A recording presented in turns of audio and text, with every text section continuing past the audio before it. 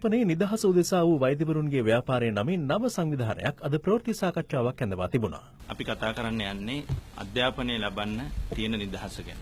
මේක වරදවා පටලවා ගන්න එපා. නිදහස් අධ්‍යාපනය කියන එකෙන් අදහස් කරන්නේ හැම දෙයක්ම නොමිලේ ඉගෙන ගන්නවා කියන එක. අපිට අවශ්‍ය වුණා නිදහසේ යම් කිසි කෙනෙකුට අධ්‍යාපනය ලබන්න තියෙන අයිතිය වෙනුවෙන් හඬක් නගන්න. නෑ මම සයිට මහජන නියෝජනය කරන්නේ නෙමෙයි. අපි කතා කරන්නේ නිදහසේ අධ්‍යාපනය ලබන්න තියෙන අයිතිය ගැන. නෑ. අපිට මේ මාධ්‍ය ආයතනයේ හසුරුවන තැනින් අපිට කතා කරා.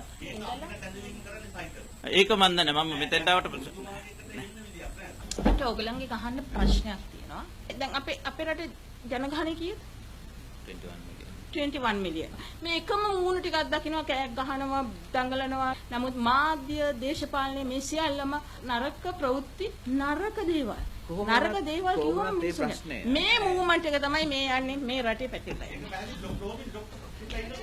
You can't run away. You have no way. That's very important. Because නෑ මම ඕගලන්ට කියන්නේ නැහැ. මම කියන්නේ ගොඩක් වෙලාවට ඒක මම අපහාසයක් නෙමෙයි කියන්නේ. නෑ මම එහෙමම නෙමෙයි. එහෙම නෙමෙයි. නෑ.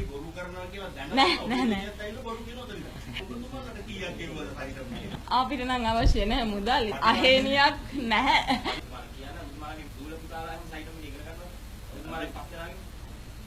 මගේ දරුවා ඉගෙන ගන්නවා. ඉන්නවා.